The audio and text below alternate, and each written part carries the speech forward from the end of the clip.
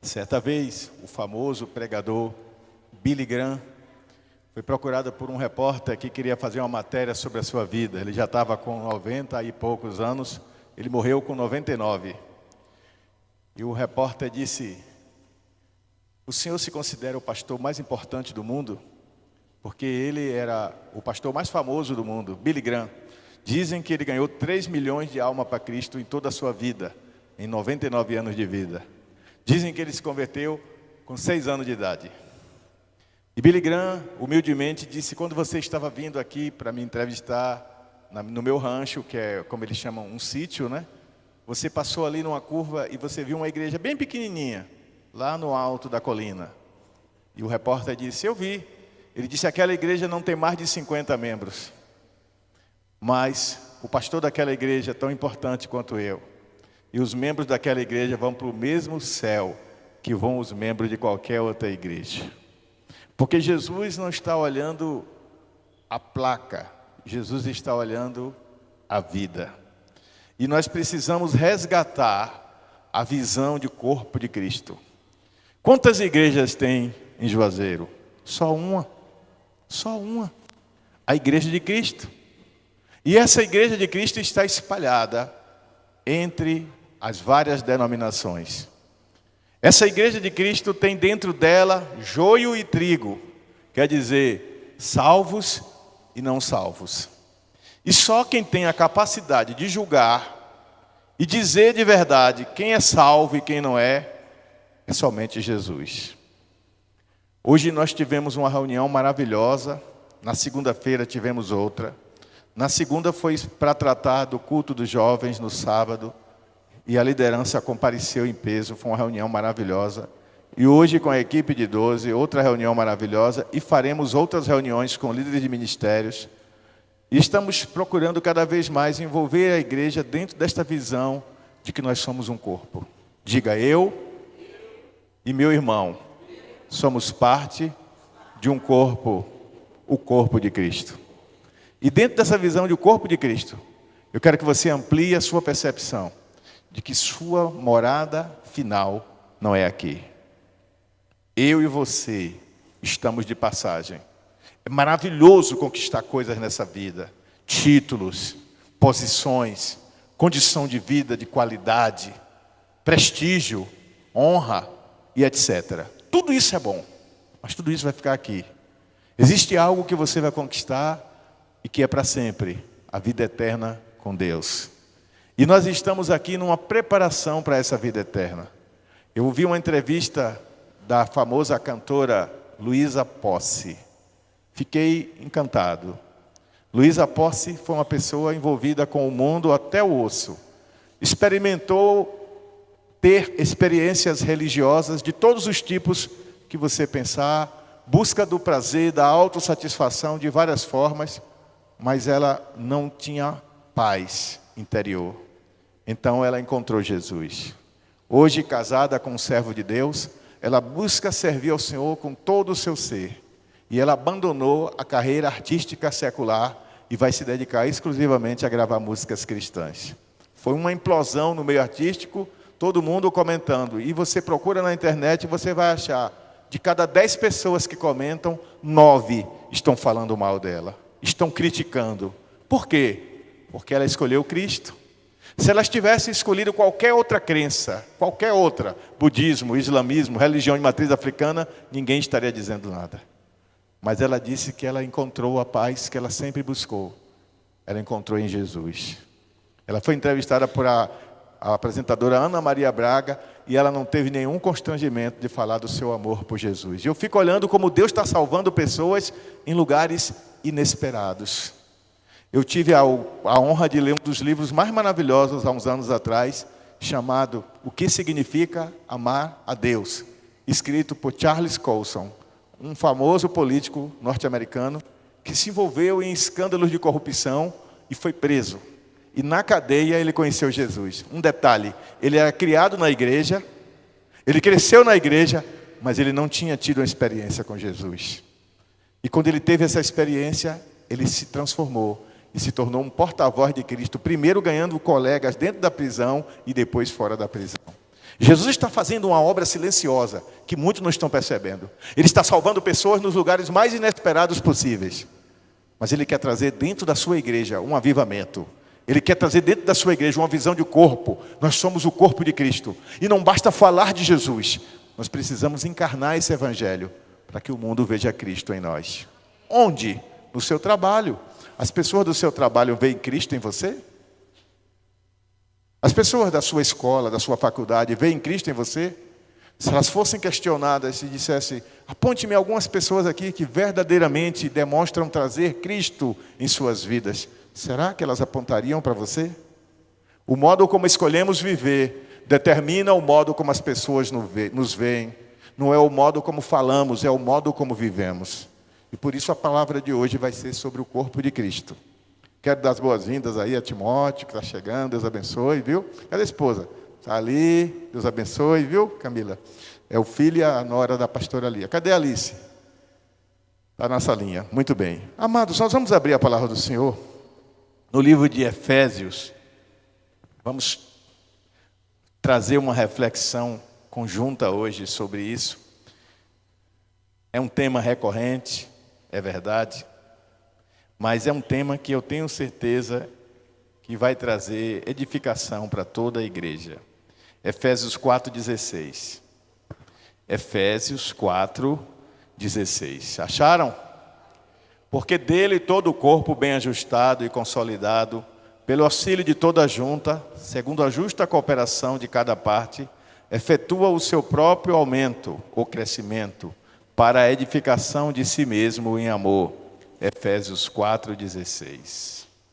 A igreja não é apontada por Paulo como uma instituição apenas humana, sociológica, organizada, estruturada, que tem um CNPJ, tem um registro na Receita Federal, que responde juridicamente pelos seus atos, que tem uma diretoria.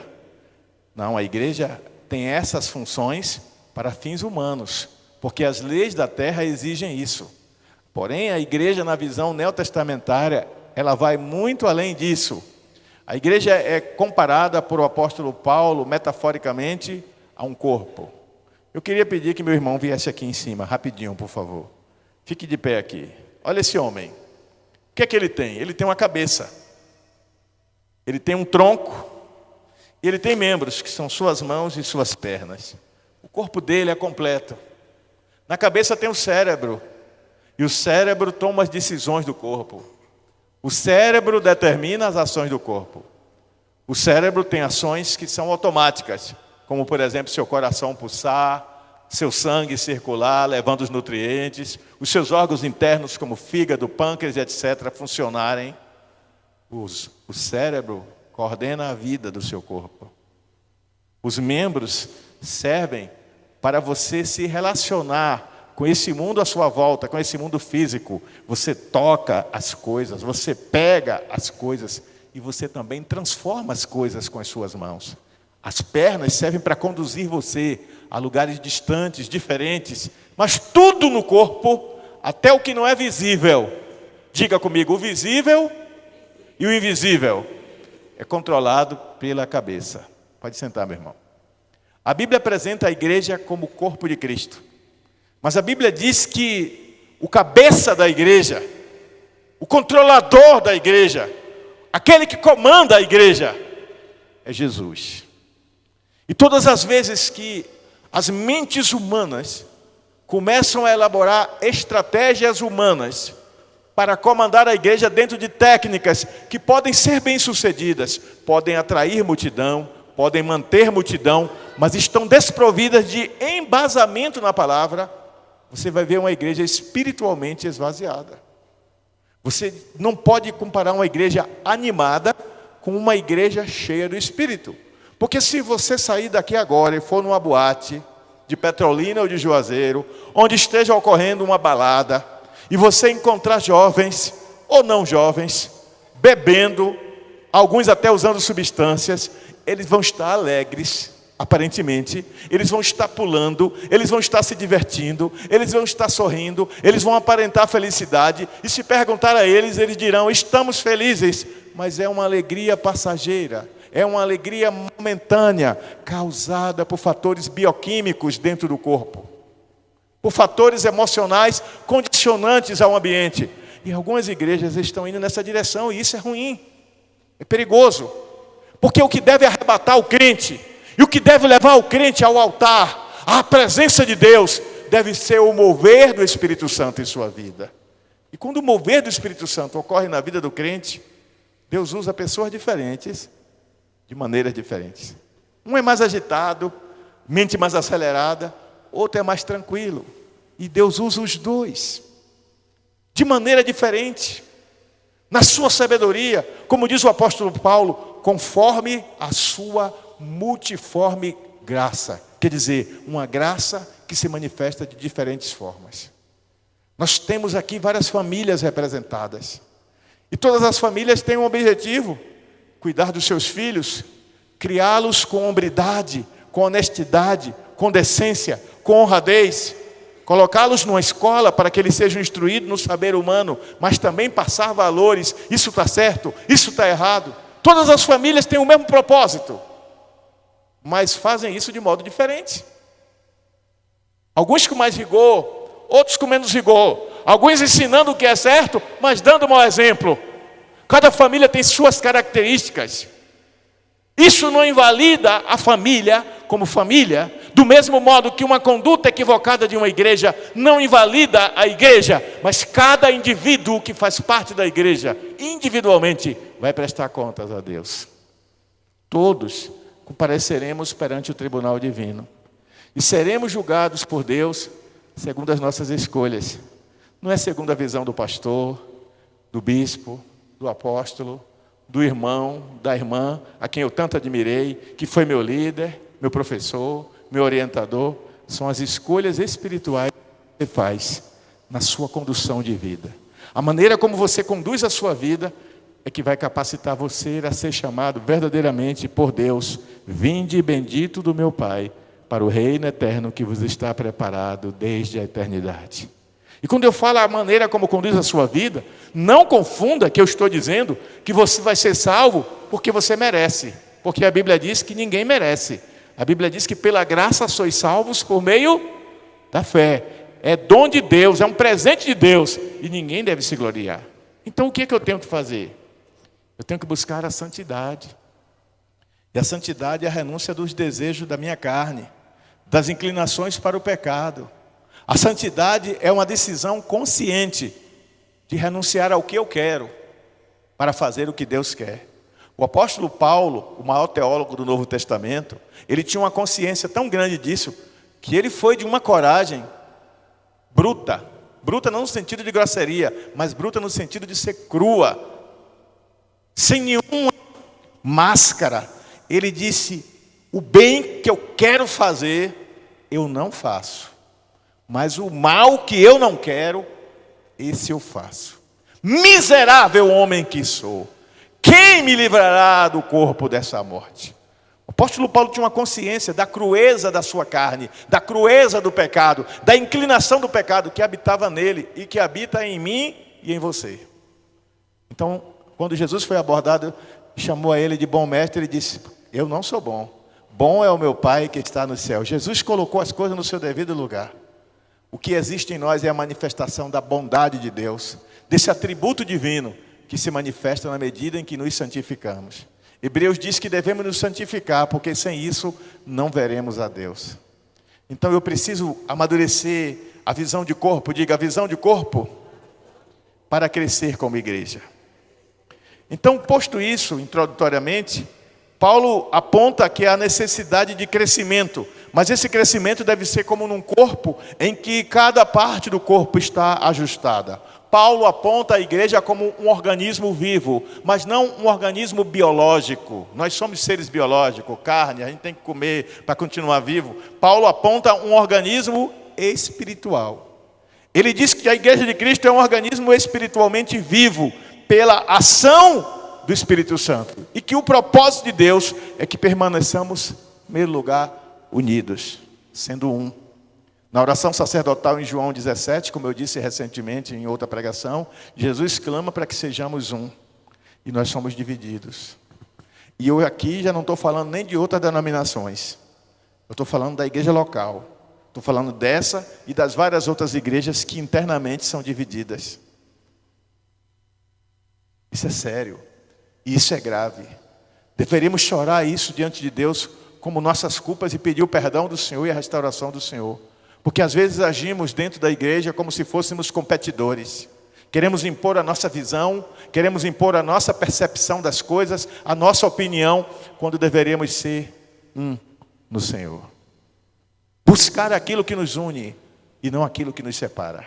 Aquilo que nos faz um e não aquilo que nos faz vários grupos, guetos, facções, não facção no sentido maligno, mas facções de grupos separados dentro da própria igreja. Isso acontece sem a gente perceber. A gente vai inconscientemente, seletivamente, separando quem a gente gosta e quem a gente não gosta. Quem a gente acha que convém estar perto de quem a gente não quer estar perto. Quem a gente acha que vale a pena cooperar no que ele faz, quem a gente acha que vale a pena boicotar. E esse boicote se dá de muitas formas, inconsciente. E a gente não percebe. O apóstolo Paulo, quando ele começou o seu ministério, ele começou com Barnabé. E Barnabé tinha um sobrinho chamado Marcos, que foi o escritor do Evangelho de Marcos. E a Bíblia diz que eles estavam andando juntos, os três, evangelizando. Mas o menino era muito novo, um adolescente ainda, desistiu e voltou para casa. Na segunda viagem ele quis ir, e Paulo turrão disse, não, comigo não anda, desistente não anda comigo. E está cheio de gente igual a Paulo, que é servo de Deus, é serva de Deus, é homem de Deus, é mulher de Deus, mas é turrão, é intransigente. Deixa que as suas emoções falem mais alto, que a sua visão de mundo fale mais alto. A sua intransigência não vai mudar a vida de ninguém. Nem a sua transigência, que é passar pano no que é errado. O que vai mudar a vida de alguém é o mover do Espírito Santo de Deus na vida daquela pessoa. E Deus quer usar você dentro da igreja como parte do corpo. Não para transigir com o pecado, nem ser intransigente com pessoas, mas para ser um canal de bênção, porta-voz de Deus aqui na terra. Dê um aplauso ao Senhor por isso. Eu tenho defeitos. Eu tenho defeitos e não são poucos, são muitos. Alguns eu tenho consciência, outros as pessoas me fazem perceber. E quando as pessoas apontam uma falha em mim, a primeira pergunta que vem em mim é, isso é verdade? Ou eu estou contribuindo para as pessoas acharem isso? Porque se eu começar a andar assim, mancando, todo mundo vai achar que ou eu tenho um defeito, quem não me conhece vai dizer, aquele rapaz é deficiente, ele anda com dificuldade. Ou então alguns vão dizer, foi um acidente? E quem não me conhece vai dizer, se machucou? Quem me conhece mais de perto diz assim, está de onda, né? Cada um vai ter um tipo de abordagem, mas o fato de eu andar assim, mancando, vai chamar a atenção. O modo como você se conduz chama a atenção para o bem ou para o mal. Mas as pessoas vão concluir a partir das percepções que elas têm de você. Do mesmo modo que alguém pode dizer, ele é aleijado. Alguém pode dizer, o pastor tirando onda, que ele não manca. Ou alguém pode dizer, coitado, deve ter sofrido um acidente. Várias pessoas olham para você todos os dias e fazem leituras sobre você. E qual é a leitura que elas estão fazendo? Você não sabe, eu não sei. Só quem sabe são Deus e ela. Então eu tenho que procurar viver a vida de tal modo que eu esteja centrado, diga centrado, no modelo bíblico. O modelo bíblico é imitar a Jesus. E para imitar Jesus eu preciso conhecer Jesus. E quanto mais eu estudo sobre Jesus, mais eu o conheço. Porém tem um detalhe. Conhecer Jesus não implica que você não vai cometer erros. Porque os 12 de Jesus andavam com ele, dormiam no mesmo lugar que ele, comiam junto com ele e ainda cometiam falhas. O grande lance, eu sempre estou dizendo aqui, vou continuar dizendo, a grande sacada disso tudo é que você vigiando, você vai errar muito menos. Amém? Mas quando você errar, você vai lembrar de primeira carta de João, filhinhos, essas coisas vos escrevi, para que não pequeis, mas se pecardes, temos um advogado junto ao Pai, Jesus Cristo o justo. Não é questão de culpa, gente, olha para mim. O evangelho não é sobre culpa. Muitas pessoas tentam demonizar a visão do evangelho. Porque o evangelho bota muita culpa nas pessoas, fala de pecado. O pecado é uma realidade. Você pode chamar de erro, pode chamar de equívoco, pode chamar de fraqueza, pode chamar do que você quiser, mas é pecado. O pecado é uma realidade. O Evangelho é a boa nova de Deus, de que há redenção, há restauração para aqueles que decidem andar na luz. Jesus disse: eu sou a luz do mundo, aquele que andar comigo jamais estará em trevas. Ele quer te trazer para a luz, para que você, andando na luz, veja os obstáculos, não tropece neles e não caia. Se você sair numa rua escura de noite ou numa estrada de chão, você tropeça numa pedra e cai e se machuca, o Senhor quer te proteger. E aí vem a visão de corpo, porque um ajuda o outro. O irmão se torna meu espelho. Olhe para o irmão do lado, seja ele ou ela quem for. Esse irmão, essa irmã, ele é seu espelho. Não quer dizer que ele é você, quer dizer que os erros e acertos dele refletem em você, para você ponderar e refletir sobre a vida que você está vivendo. Eu olho para a vida de Camila, aí eu digo: Camila, não a Camila de lá, a Camila daqui. Eu digo: Camila está vivendo uma vida tão santa, Camila está buscando tanto o Senhor. Rapaz, você percebeu? Camila agora só vive orando. De 10 coisas que Camila faz, 10 tem a ver com o reino. A linguagem dela é uma linguagem espiritual. Ela passa por uma dificuldade, ela sempre bota o Senhor na frente. Eu estou passando por essa luta, mas eu tenho fé no meu Deus que eu vou superar. Tudo que Camila faz tem Deus. Rapaz, eu preciso aprender com Camila. Aí eu vou escolher alguém aqui, Deco. Aí eu conto com o Deco. De 10 coisas que Deco fala, o pessimismo está no meio, que não é verdade, ele não é assim. Mas vamos supor que fosse. De 10 coisas, 10 são negativas. Eu não vou querer estar perto de alguém assim, porque, como o mundo diz, a energia, a vibração não é boa. Não é questão de energia nem de vibração, é questão de posicionamento espiritual. Diga: posicionamento não tem a ver com palavras, e sim com atitudes. Não adianta você chegar diante do espelho, olhar para o espelho e dizer uma palavra positiva: eu sou vencedor, eu nasci para vencer, eu nasci para ser vitorioso, eu sou próspero, eu nasci para ser próspero, praga nenhuma chegará à minha tenda, maldição nenhuma me alcançará, e etc. Não adianta repetir essas palavras, porque evangelho não é mantra. Não é mantra de repetição de palavras. Evangelho não é mágica. Evangelho é escolha de vida. Ou você vive conforme a palavra, ou você vive conforme a sua visão pessoal. Pergunte para a pessoa do seu lado: qual é a visão que você quer viver? Quem quer viver para si mesmo, vai viver segundo os padrões desse mundo. Mas quem quer viver para Deus, vai ousar viver uma vida diferente. Eu vou fazer algumas rápidas considerações com vocês dentro disso. A primeira delas está em Efésios 1, 22 a 23, onde ele mostra que Cristo é a cabeça do corpo. E o que é que a cabeça faz? Diga: primeiro, ela governa a igreja. O que é esse conceito de governa? Quer dizer que Deus tira a autonomia das pessoas? Que as pessoas viram robôs?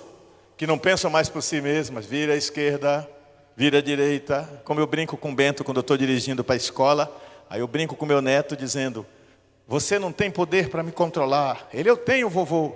Aí eu digo: eu vou dobrar à direita. Ele: não, siga em frente. E eu brinco com ele sempre, ele se diverte. Mas é só uma brincadeira. O evangelho não é brincadeira de criança e pai. O evangelho é relacionamento de um filho que quer se relacionar com seu Pai eterno, com o seu Senhor e Rei, com o seu Salvador. E isso implica a obediência a Ele. E essa obediência implica aceitar a direção dEle. E essa direção se dá pela compreensão das Escrituras e pelo mover do Espírito Santo em nós. Vamos repetir isso? Diga: pela compreensão das Escrituras e pelo mover de Deus em nós. Quando eu leio a Bíblia e eu faço o que a Bíblia manda, que é meditar nela de dia e de noite, aquilo que é só uma meditação acaba se tornando uma verdade dentro de mim. E aquilo acaba organizando a minha maneira de pensar. E quando organiza a minha maneira de pensar, organiza a minha maneira de ver e interpretar as coisas. E quando organiza o meu pensar e o meu interpretar, organiza o meu agir. E eu já não ajo mais como eu acho que devo. Eu até tenho vontade de agir assim, mas eu não ajo, porque eu agora sou movido pelo Espírito de Deus que habita em mim. Então a palavra de Deus que está em mim, mas o Espírito de Deus que habita em mim, me levam para o centro da vontade de Deus. E aos olhos do mundo eu posso ser um fracassado, aos olhos do mundo eu posso ser um tolo, mas na verdade, quando eu ando na palavra, eu sou um bendito do Senhor. Tem algum bendito ou bendita do Senhor aqui hoje? Ande em retidão, é isso que Deus quer. A prosperidade vem na vida de quem anda em retidão. Aquilo que parece prosperidade e vem na vida de quem anda em pecado é maldição, não é bênção. Outra verdade dentro disso, que Cristo é o cabeça, é que a igreja pertence a Cristo. Esse sentimento de pertencimento não é desistência da sua autonomia, mas é submeter a sua autonomia à direção deste que é o cabeça. É deixar que ele te direcione para o centro do seu querer, para o centro da sua vontade. E às vezes isso se dá de uma maneira inexplicável. Nós somos compelidos, levados a estar em ambientes que não queríamos estar, a irmos a lugares que não imaginamos jamais ir, estar com pessoas que não gostaríamos de estar e conversar com elas, falar do maravilhoso amor de Deus. À medida que você se submete, presta atenção, igreja, e você que está assistindo em casa, Deus te abençoe. Um abraço aí para a Marta e todos que estão assistindo. À medida que você se submete a aceitar essa direção do Espírito, coisas maravilhosas vão acontecer. Você vai ser surpreendido sobrenaturalmente pelo Senhor. A melhor aventura que um crente pode ter é a vida no sobrenatural, se deixando guiar pelo Espírito Santo. Você vai sair de casa, de repente vai pegar seu carro, se você tem um carro, ou vai a pé, de bicicleta, o que for, e você vai no supermercado, por exemplo. Eu não sei nem porque eu tive vontade de vir aqui no supermercado, alguma coisa que faltou lá em casa. Quando você chega no supermercado, que você olha no caixa, estou dando um exemplo, tem uma pessoa passando no caixa com o semblante caído. O Espírito, pelo nível de intimidade que você já tem com ele, toca no seu coração. Aproxime-se daquela pessoa e pergunte se está tudo bem. É uma mulher, você é mulher. A pessoa se aproxima. Está tudo bem? Ela olha para você e diz, bem que eu queria que estivesse. Você olha para ela, movida pelo Espírito Santo, diz, eu não sei o que está se passando. Eu estava em casa e o Senhor me trouxe até esse mercado. Eu acho que Deus queria que eu orasse por você. Você permite que eu ore por você? A pessoa está no fundo do poço, desistida de tudo. Ela diz, permito. Você a chama para um canto, põe a mão no ombro, ora por aquela pessoa. Aquela pessoa se desmancha em lágrimas. E aí ela diz assim, você pode ir até a minha casa? Porque mulher consolida mulher, homem consolida homem. Aí você vai. E chega lá na casa dela, ela diz, eu estava aqui em casa, sentada. Eu fui ao supermercado comprar algumas coisas para as crianças. E eu disse, Deus, eu não sei mais o que fazer, a minha vida perdeu sentido, talvez morrer seja o caminho. E eu no caminho disse, Deus, se tu me amas mesmo, põe alguém no meu caminho. Você não sabia, mas Deus sabia. Prova bíblica, diga comigo, prova bíblica. Que é muito fácil um pregador chegar aqui e contar lorota. Tudo que você fala tem que ter respaldado na palavra. Prova bíblica.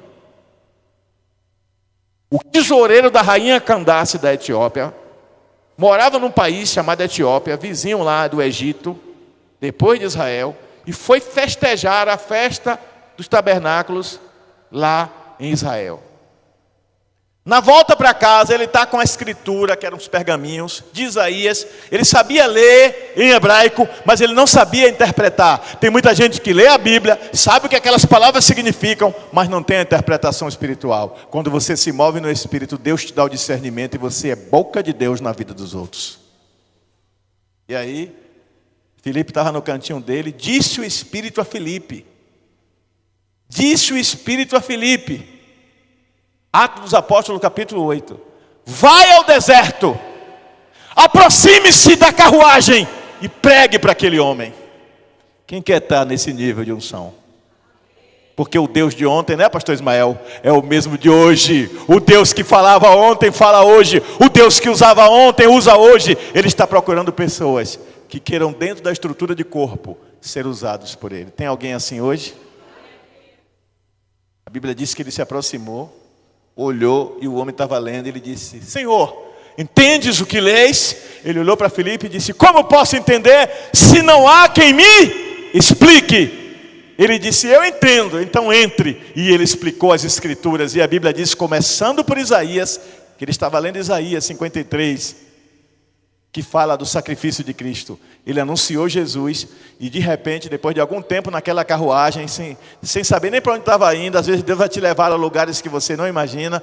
Ele disse, o homem, viu, o eunuco disse, eis ali um lugar com água, possivelmente um oásis. Eis a água, o que me impede de ser batizado? Ele não só creu em Jesus, como já queria ser batizado. E aí Filipe disse: é lícito se crês de todo teu coração. E ele foi batizado. E a Bíblia diz que ele voltou para a sua terra com alegria. E sabe o que aconteceu com Filipe depois? Um fenômeno que muitos teólogos tentam explicar racionalmente, mas como eu disse hoje na reunião, tem coisa na Bíblia que é para crer, não é para explicar. A Bíblia diz que o Espírito o arrebatou e o levou para outro lugar. Ele foi, usando a linguagem da modernidade, teletransportado para outro lugar. Deus é o Deus do sobrenatural. Eu quero viver o sobrenatural de Deus. Quem quer? Então tudo começa com essa visão de corpo submisso a Cristo. Diga: corpo submisso a Cristo. Porque o corpo existe para manifestar Cristo. A manifestação de Cristo não vai se dar com uma aparição de um Jesus brilhante aqui na frente como um anjo dizendo: João, aceite-me como Salvador. Ou de um anjo de Deus do céu vindo: eu sou o anjo Gabriel, eu vim te dizer para aceitar Jesus. A Bíblia diz que os anjos pediram para pregar o Evangelho. Não é isso que a Bíblia diz? Os anjos pediram para pregar o Evangelho. Mas o Senhor disse que essa função era dos homens. Por quê? Porque eu fui um perdido pecador. Eu era pobre e perdido pecador.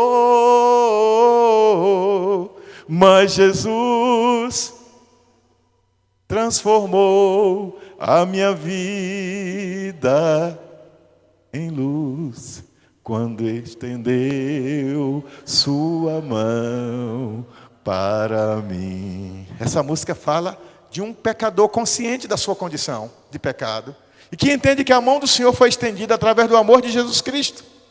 E quando Jesus entrou na vida dele, ele se tornou um servo da luz. Ele passou a andar na luz, porque a Bíblia diz que aquele que está no pecado está em trevas. Ah, mas as luzes estão acesas, mas espiritualmente está em trevas. E o apóstolo Pedro disse que ele nos transportou das trevas para a sua maravilhosa luz. Andemos, pois, como filhos da luz. Nós somos o canal de Deus para a manifestação de Cristo na terra. Começa onde? Na família. A minha família precisa ver que eu sou de Deus. Não é me gabando não do que eu vou dizer. Mas minha mãe está ali para não me deixar mentir. Quando eu me converti, várias vezes, meu irmão chegava da rua ou da festa, às vezes bêbado, às vezes não. Minha mãe, muito idólatra, mas sincera na sua devoção, achavam que eu era fanático. Meu tio botava o dedo na minha cara e dizia: você é um fanático. Sabe por quê? Porque eu ajoelhava todos os dias para orar por eles. E eles entravam ali e me vinham orando. Fanatismo. Ajoelhado no pé do beliche, clamando pela salvação da minha mãe, pela salvação do meu irmão. Você tem clamado pela salvação dos seus familiares? Você tem jejuado pela vida da sua família? Você está vivendo numa era em que orar virou status. As pessoas querem postar que estão orando. Estou aqui, orando nesse momento por sua vida. Não, quem tem que te ver, a Bíblia diz: vai ao teu quarto em secreto. O teu Deus que te vê em secreto, Ele te honrará. Eu oro por minha esposa, oro por meu filho, oro por minha mãe, oro por minha nora, oro por meu neto, oro por meu irmão, oro por vocês. E não estou aqui me gabando não. Eu faço porque é dever do cristão orar. E eu me sinto muito melhor orando só. Tem a ver com a minha personalidade, com o meu jeito de ser. Mas oro também em grupo. Mas é sozinho que eu me derramo com o Senhor. Tem gente que só sabe orar em grupo, porque precisa ser visto. E Jesus Cristo advertiu sobre isso, sobre os fariseus que oravam nas esquinas para serem vistos. Você não precisa ser visto pelas pessoas, você precisa ser visto por Deus. Mas o que você não pode deixar de fazer é orar, porque a oração te conecta com Deus. A oração te mantém em paz. A oração te dá calma. A oração te dá aquela paz que excede todo entendimento. A oração te faz, em meio ao caos, manter viva a chama da esperança. E aí, o mundo vai ver a manifestação de Cristo através de sua vida. E as pessoas vão dizer assim: de onde é que Léo tira essa paz toda? Eu sei que Léo está enfrentando um problema difícil, mas Léo está nessa tranquilidade. Eu me lembrei de uma irmã que tinha lá em Amélia Rodrigues, minha terra, que ela caiu doente, sofreu muito. Era uma mulher santa, uma mulher de oração. Ela era analfabeta. Já em idade avançada, ela não quis mais aprender a ler. Eu até me propus ajudar, ela não quis. E ela disse que lia a Bíblia. E eu duvidei. A gente duvidar não é pecado, sabe? A gente deve pedir a Deus para nos converter daquilo que a gente duvida. Permanecer na dúvida que é pecado. E ela leu a Bíblia, gente, na minha frente. A mulher era analfabeta. Nilson conheceu, irmã Gugu, não conheceu? Eu não estou mentindo não, está minha mulher ali para não me deixar mentir. Ela aprendeu a ler a Bíblia. Esses dias eu fui na igreja do pastor Williams, num aniversário da igreja, de 8 anos, que é filha dessa igreja. E o pastor que pregou lá, ele é daqui de Pernambuco. Embora mora em São Paulo, ele é do interior de Pernambuco, Barreiro. E ele disse que o avô dele aprendeu a ler a Bíblia sozinho, que um dia Deus falou a ele, eu vou te fazer entender a Bíblia. Quem não é crente não entende e nem acredita nisso. Eu duvidei e eu vi a irmã ler a Bíblia. Ela lia catando milho. Ela disse que aprendeu as letras. A filha ensinou as letras. E ela foi juntando as letras. Casa.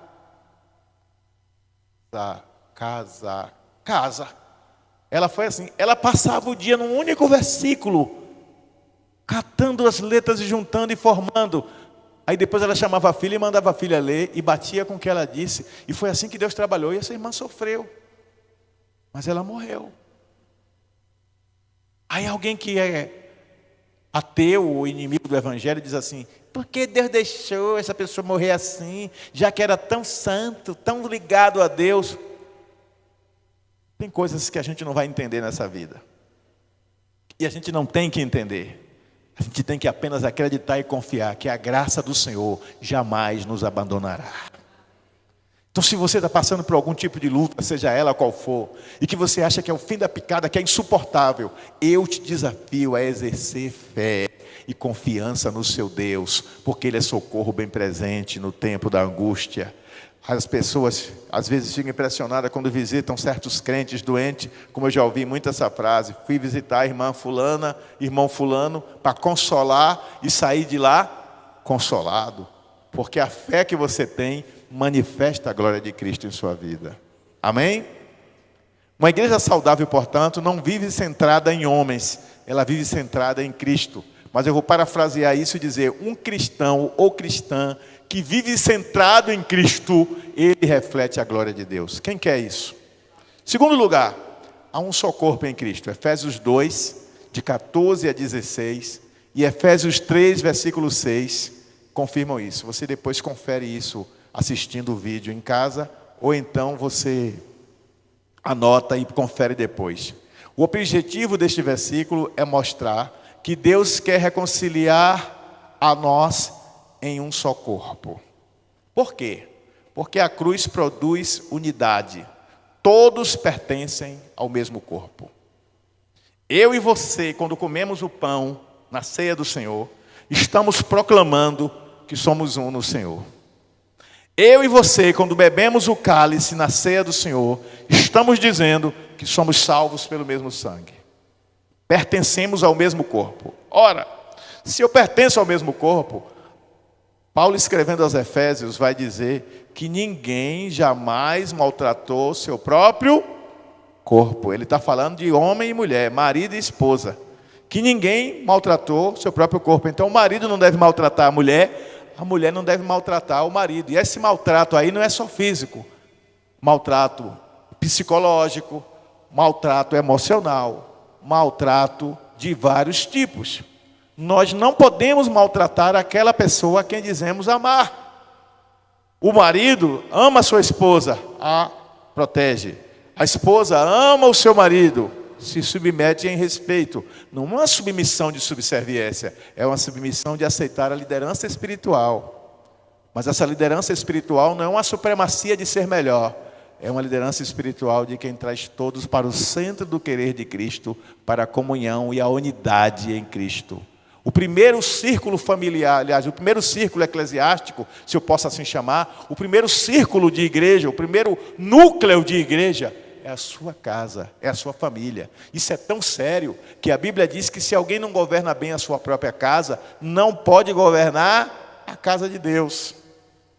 Isso é muito sério. Você que é homem de Deus e mulher de Deus, você tem que começar a ser exemplo dentro de casa, para o seu filho, para a sua filha, para a sua esposa. e a sua esposa, para os seus filhos, para o seu marido. Isso significa que eu tenho que renunciar a muita coisa do que eu quero. O que eu quero não é mais importante do que o que Deus quer. E o que Deus quer é que eu esteja no centro da sua vontade. E Deus me deu uma família para cuidar. Você marido, você esposa, você tem uma responsabilidade compartilhada de proteger os seus filhos, de ser modelo, de ser exemplo, de ser referência para eles. E isso muitas vezes implica renúncias. Ora, se Jesus renunciou à própria vida por mim, o que são as renúncias que eu possa fazer por amor aos meus filhos, que não pediram para nascer, mas dependem de mim? Dependem de mim muitas vezes materialmente, depois pode não depender materialmente, mas vai depender de mim emocionalmente para o resto da vida, como referência para as suas vidas. O filho de vocês dois não está na igreja, mas eu olho para aquele rapaz e eu ainda vejo ele um dia servindo o Senhor. E ele, quando fala de vocês, Vanube, Deco, Ernesto, ele fala com respeito. Eu já conversei com ele várias vezes. Ele tem por vocês dois uma referência de que vocês são pais exemplares, como crentes e como pais. Ou seja, vocês conseguiram implantar dentro dele um modelo do que é digno e do que é correto. E é esse modelo que vai arrastá-lo, em nome de Jesus, para o centro da vontade de Deus. Que tipo de modelo eu quero ser dentro da igreja? Para os novos convertidos, os que estão chegando, os neófitos na fé, os bebês espirituais. Que referência eu quero ser para eles? Eu quero ser uma referência só de discurso? Uma referência só de palavra falada? Só de eles ouvirem dizer que eu sou o bom, que eu sou isso, que eu sou aquilo. A parábola, o relato de Jesus sobre o fariseu e o publicano nos alerta sobre isso. O fariseu era um religioso, que ensinava tudo certo, mas não vivia. Está cheio de gente assim hoje em dia. Ensina tudo que é certo, mas não vive. E o fariseu vai lá para o templo e sobe as escadarias e fica lá orando. Ó Deus, eu sou um homem justo. Eu sou um homem correto, eu ando direito, eu oro, Senhor, todos os dias, eu jejuo 3 vezes por semana, eu dou o dízimo de tudo. Aí ele olha para baixo, e mais abaixo, alguns degraus abaixo, ele vê um publicano, cabeça baixa, orando. O publicano, gente, era o judeu que cobrava imposto do judeu para entregar aos romanos, o invasor, o inimigo, que estava ocupando a terra pela força da arma. Então era considerado um traidor pelos outros judeus. Ele olha para o fariseu, para o publicano, e cobrador de impostos, ele diz: eu não sou como aquele ali, ó, que trai os irmãos e cobra impostos. Está cheio de crente assim, que além de se exaltar, além de se colocar num pedestal de santidade e de perfeição espiritual, ainda aponta para o pecado dos outros, se achando superior. Você não é superior a ninguém. Você é pecador que todos os dias carece, necessita, precisa da graça de Deus em sua vida. Enquanto você estiver sempre se auto-lembrando disso, você vai parar de julgar o seu irmão e vai passar a interceder por ele. A igreja precisa de mais intercessores e menos julgadores. Quanto mais você julga e condena o outro, mais você perde a oportunidade de celebrar a existência do outro diante de Deus e clamar por a sua vida. Porque enquanto Jó orava, Jó 42, versículo 10, enquanto Jó orava pelos seus amigos, os mesmos amigos que tentaram derrubá-lo, os mesmos amigos que vieram acusá-lo de pecado que ele não tinha cometido. E muitas vezes tem gente que nos acusa de coisa que não fizemos. Mas a Bíblia diz em Jó 42, 10, que enquanto Jó orava pelos seus amigos, não é isso, Hermi? Deus mudou a história de Jó para melhor. Porque Deus vê as intenções do coração. Deus olha a verdade que está oculta dentro de nós. E Deus diz assim: Miller é um homem de Deus. Ele me ama. Aquele menino coloca a mim em primeiro lugar. Márcio é um homem de Deus. Ele me coloca em primeiro lugar. Aí ele olha para um outro e diz assim: aquele ali não. Aquele vive de aparência. É por isso que Caim matou Abel. Porque Deus sondou o íntimo de Abel e sondou o íntimo de Caim. Aceitou a oferta de Abel e não aceitou a oferta de Caim. E a gente fica sem entender. Quando a gente chega no Novo Testamento, no livro de Hebreus, está escrito lá bem claramente: Deus rejeitou a oferta de Caim porque as suas obras eram más. Em algumas traduções dizem perversas, pecaminosas. Então não adianta vir na igreja, dar a melhor oferta, o melhor dízimo, cantar bonito, louvar, dançar, pregar, etc., se a sua vida não pertence a Deus. Não vai para o céu quem é crente, batizado, membro de uma igreja evangélica, ou qualquer outra. Não vai para o céu quem tem um cargo na igreja e exerce com brilhantismo. Não vai para o céu quem canta lindamente, quem prega maravilhosamente, quem faz qualquer outra coisa na igreja com primor. Não vai para o céu pelo que faz, vai para o céu pela graça de Deus em Cristo Jesus e através do seu arrependimento seguido de confissão. Sem arrependimento e sem confissão, seguido de entrega total ao Senhor, não há salvação, porque a salvação vem do Senhor. Eu posso ouvir um amém? Então diga: eu preciso entender que existe só um corpo. Dentro dessa visão de que existe só um corpo, eu lembro que não existe corpo sem comunhão. Comunhão é ser um. Então eu tenho que ter comunhão com o irmão.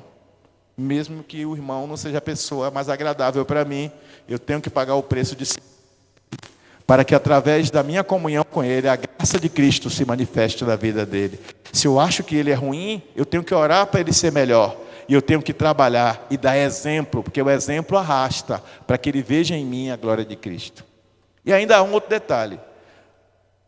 Dentro da visão de corpo, o que é que ela destrói?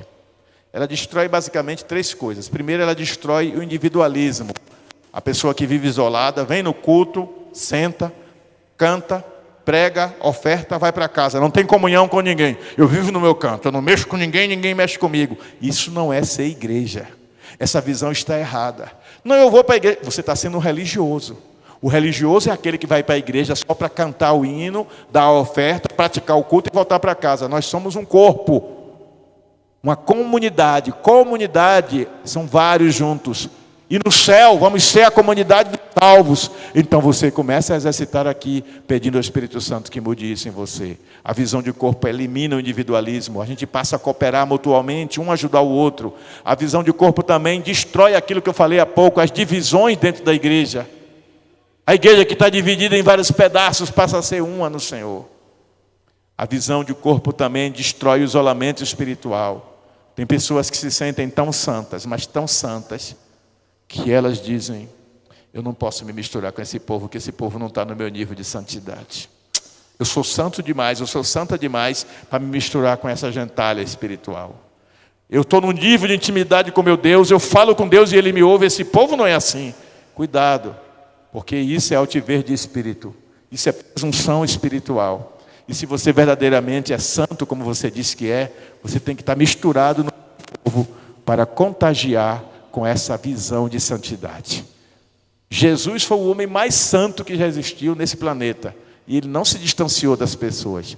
Segure essa visão. Jesus foi o homem mais santo que já teve na terra. E ele não se distanciou das pessoas. Ele se misturou com elas. Porque o propósito de quem é santo não é se distanciar de quem não é santo. É levá-lo também ao caminho da santidade. Dê um aplauso ao Senhor por isso.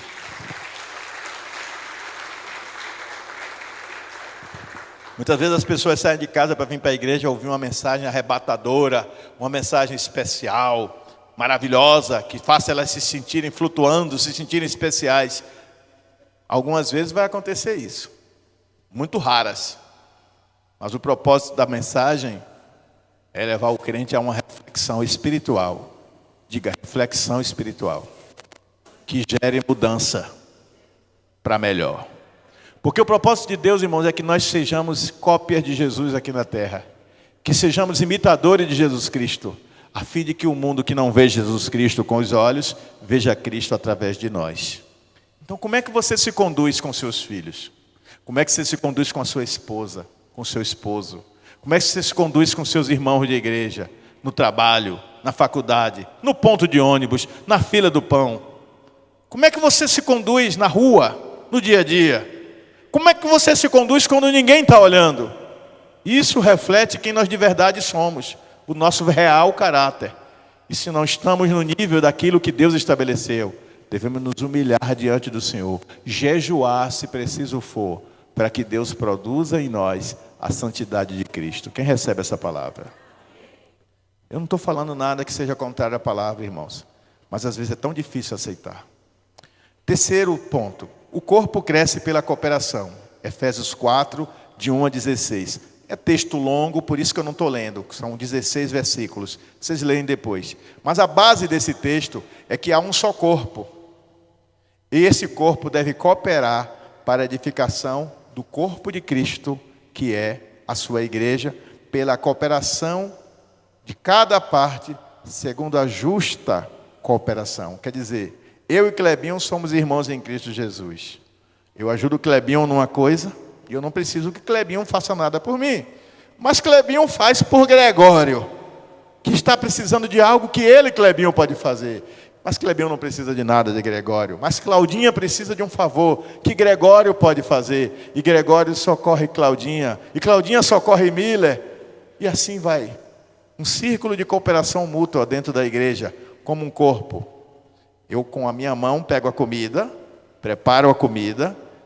Eu pego o pão que eu comprei na padaria, eu parto com a faca, eu passo manteiga. Eu pego o chá. Estou tomando mais chá do que café. Eu pego o chá. Por causa de minha mãe, né? Aí eu pego o chá, tomo chá, como o pão. O pão desce para meu estômago digere. Aquilo vai sendo digerido e depois vai ser transformado, vai ser quebrado em substâncias que vão ser úteis para a minha sobrevivência, para eu permanecer vivo. O que não serve é excretado, sai no suor, fezes e urina. Mas o que serve é aproveitado pelo meu corpo. O que o apóstolo Paulo diz? Examinai de tudo, mas só retenha o que é bom. Tem muita gente dentro de si retendo o que não é bom. E as redes sociais estão contribuindo para isso. Está cheio de mentores. A coisa que mais muita gente gosta de dizer hoje é que é mentor. Eu sou mentor. Eu sou mentor. Devia se dizer, eu sou mentor. Uma mistura de mentiroso com mentor. O cara entra na internet, vai na inteligência artificial, pede para dar umas ideias lá de alguma coisa, bota o prompter na frente e lê e fica enganando um monte de otário que acredita que aquela pessoa é sábia. Sábia coisa nenhuma, quando você espreme não sai nada. A verdadeira sabedoria vem da palavra de Deus. A Bíblia diz que se alguém tem falta de sabedoria, peça a Deus, que a todos dá liberalmente e não lança em rosto. Existem mentores que são sérios. Existem mentores especializados em áreas diversas. Eu estou falando dessas pessoas que querem dar mentoria usando a Bíblia, sem nem conhecer Jesus. Está cheio deles na internet, principalmente em relação a casais. Esses dias eu vi uma, entre aspas, sexóloga cristã, fecha aspas, dando conselho para as mulheres cristãs. Mulheres, não sejam tolas. E dando um monte de conselho para as mulheres. E um monte de mulher tola vai seguir o conselho dela. Outro dia uma disse, se não deu certo, não é porque você é crente, que você tem que viver presa a esse casamento, caia fora. E um monte de boba assiste e dá crédito. Você não pode ter a sua mente formatada por uma pessoa desconhecida que você não sabe quem é. Existe alguém que mora com você, dentro de você, e o nome dele é Espírito Santo. Eu falei de mentor, estou olhando aqui para minha nora é mentora na área pedagógica, é a área dela. Mas está cheio de mentor, hipócrita, mentiroso, querendo ensinar sobre comportamento espiritual, querendo dar direcionamento para a igreja de Cristo. Eu salvei um aqui hoje, eu ia botar no grupo, eu não botei, porque eu tive medo de alguém concordar com ele. Ele dizendo que saiu da igreja, depois de frequentar várias igrejas, e que ele descobriu que ele não precisa da igreja. E ele falando um monte de bobagens contra a Bíblia, mas tem 30 e tantos mil seguidores concordando com ele. Está cheio de gente assim na internet, mentindo, deturpando a verdade. E a Bíblia diz que, se possível fosse, esses mentirosos, travestidos de servos de Deus, enganariam até os escolhidos.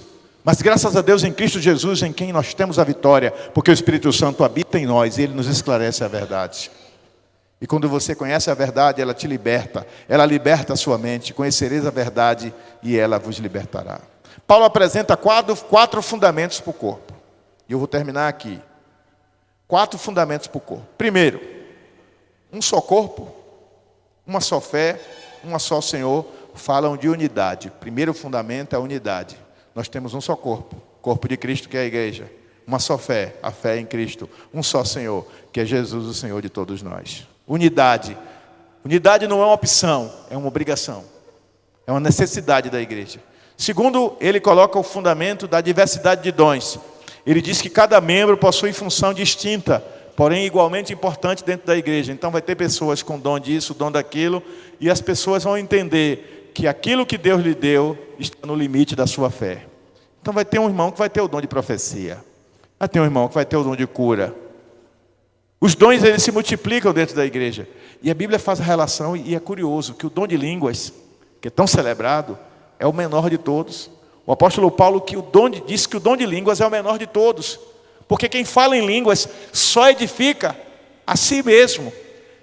Exceto se houver alguém com o dom de interpretação de línguas. Porque aí quando interpreta, toda a igreja é edificada. E o apóstolo Paulo diz que se alguém fala em línguas e não tem dom de interpretação, e nem há quem interprete, cale-se e ore sozinho em casa. Eu fui dizer isso outro dia, quase apanho.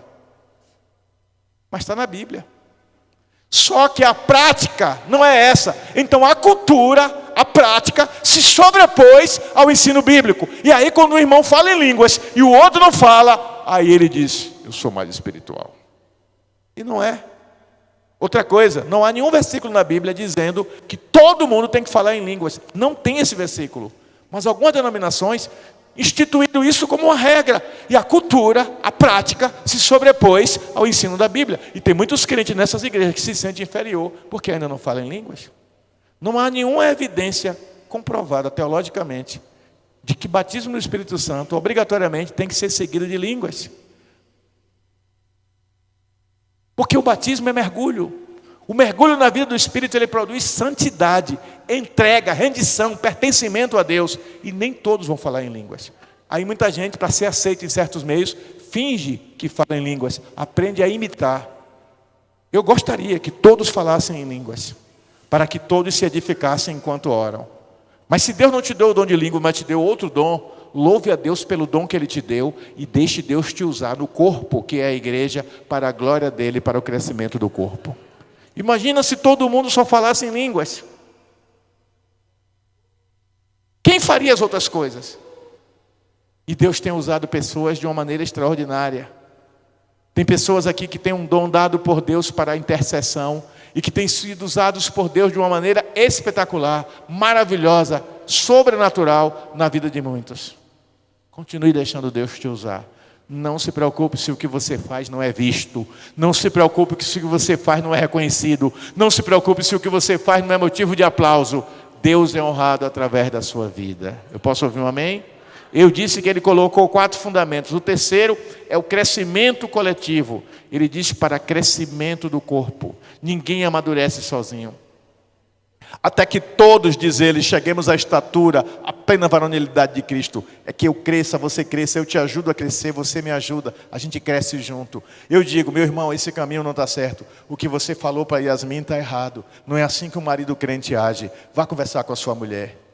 Meu irmão, meus parabéns, a sua postura naquela situação ali foi excelente. Fiquei muito honrado de ver um servo de Deus se comportar daquele jeito. E eu cresço, reconhecendo o mérito, orientando, não julgando, apontando, condenando, mas ajudando a crescer até que todos cheguemos à estatura de Cristo. E sabe quando é que vamos chegar à estatura de Cristo? Na eternidade, porque ninguém aqui vai alcançar a perfeição nessa vida. Mas graças a Deus em Cristo Jesus, em que nós temos a vitória, porque Ele não desiste de nós. Eu disse que eram 4 fundamentos: unidade, diversidade de dons, crescimento coletivo. O quarto é cooperação mútua. O corpo cresce quando cada parte serve dentro do reino, naquilo para o que foi chamado. Igreja não é plateia. Igreja é corpo em movimento, é corpo vivo. Tem muita gente que quer ser visto, quer ser aplaudido, quer ser reconhecido, quer ser elogiado, quer ser até premiado e destacado. E a Bíblia diz que no reino de Deus o menor é o maior, e o maior é o menor. E aquele que serve não precisa ser visto, Deus está vendo. Concluindo, a igreja caminha em comunhão quando ela decide ser uma igreja madura. O que é que uma igreja madura faz? Ela ouve, ela compartilha, ela participa, ela serve em unidade ela discerne coletivamente como corpo. Estava a igreja de Antioquia orando, pedindo direção a Deus sobre o que deveria fazer. E naqueles dias, os judeus estavam prendendo, torturando e matando o crente, como foi o caso de Estevão. E aí a palavra de Deus diz que enquanto a igreja jejuava e orava para conhecer a vontade de Deus, disse o Espírito à igreja, olha só, em meio à perseguição, olha o que a igreja disse: separai-me, aliás, Atos 13 e não Atos 9, Atos 9 é a conversão de Saulo. Atos 13, disse o Espírito à igreja de Antioquia: separai-me a Saulo e a Barnabé. Sabe quem era Saulo? É o Paulo, que chamava Saulo naquela época.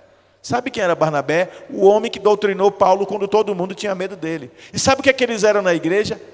Doutores, eram mestres da palavra. Eles estavam no topo da hierarquia, estavam entre os melhores, os mais destacados, os que mais tinham conhecimento. Deus não escolheu aquele que tinha pouco conhecimento, escolheu 2 dos melhores e disse: separai-me a Saulo e Barnabé para uma obra para a qual os tenho chamado. Não disse o que era. Às vezes Deus nos chama para coisas que Ele não diz de imediato o que é. No tempo certo Ele revela. Mas quem é servo, diz assim como Maria, quando recebeu a comunicação que seria a mãe do Salvador: eis aqui a tua serva, disse ela, faça-se em mim conforme a tua vontade. Em nome de Jesus, a minha oração é que isso seja verdade na sua vida. Que você possa todo dia dizer: Deus, estou aqui, faça de mim o que quiser. E se eu estiver fazendo alguma coisa que te desagrada, me afasta disso. O servo de Deus, a serva de Deus, ora assim e se rende ao Senhor. E Deus se agrada disso. Quem diz amém? Mas, ainda nessa conclusão, ninguém possui todos os dons, como eu disse, mas é preciso entender que eles pertencem a Deus, para a edificação do corpo. A igreja cresce, portanto, quando decide, concluindo mesmo, que Cristo é o cabeça, que o amor une o corpo, que os dons servem para a edificação, que cada membro deve cooperar mutuamente e que todos devem caminhar juntos. E por quê? A palavra nos diz em Efésios 4,16, porque dele todo o corpo efetua o seu próprio crescimento para a edificação de si mesmo em amor por meio de Cristo Jesus. Vivamos em amor, irmãos. Vivamos em tolerância. Vivamos em tolerância e amor, em paciência com o outro. A palavra suporte deu origem à palavra suportar, que é um verbo. E aí na Bíblia está escrito: suportai-vos uns aos outros. Eu já vi um pregador no púlpito dizer que tem gente que a gente não tem jeito, a gente tem que suportar. E ele falou assim de uma maneira desprezível. Ele não conhece a Bíblia, porque se ele conhecesse, ele não pregaria essa asneira. Suporte no original tem o sentido de dar sustentação. É suporte de suportar no sentido de dar sustentação. Quando a Bíblia diz suportai-vos uns aos outros, a Bíblia está dizendo: seja o suporte daquele irmão que está mais fraco. Quando a Bíblia fala que Jesus disse: tomai sobre vós o meu jugo, é a canga que o boi carrega. E para quem conhece a vida no campo, é um boi mais fraco ao lado de um boi mais forte, não é verdade? Porque o boi mais fraco ajuda o boi mais forte. O mais forte, desculpa, ajuda o mais fraco a carregar o carro de boi que ele está carregando, ou seja o que for, a carroça. Então Jesus é o mais forte que está ao nosso lado. Mas se eu me acho mais forte que o irmão, eu tenho que ajudar o meu irmão e não jogar pedra nele. Porque no dia que eu entender que eu tenho um irmão que está fraco na fé, que não quer vir para a igreja, tem um irmão que está desistindo de tudo, está caindo nas tentações do mundo, e ao invés de eu ficar aqui reunido para dizer o que ele anda fazendo, eu decido formar um grupo para orar por ele, e depois eu vou na casa dele falar do amor de Deus para ele, e lembrar a ele das coisas extraordinárias que Deus já fez na vida dele, então eu estou cumprindo o propósito de Deus. E é esse tipo de igreja que nós temos que ser. Uma igreja viva, servindo como o corpo do Deus vivo na terra. Que Deus nos abençoe. Fique de pé, nós vamos orar.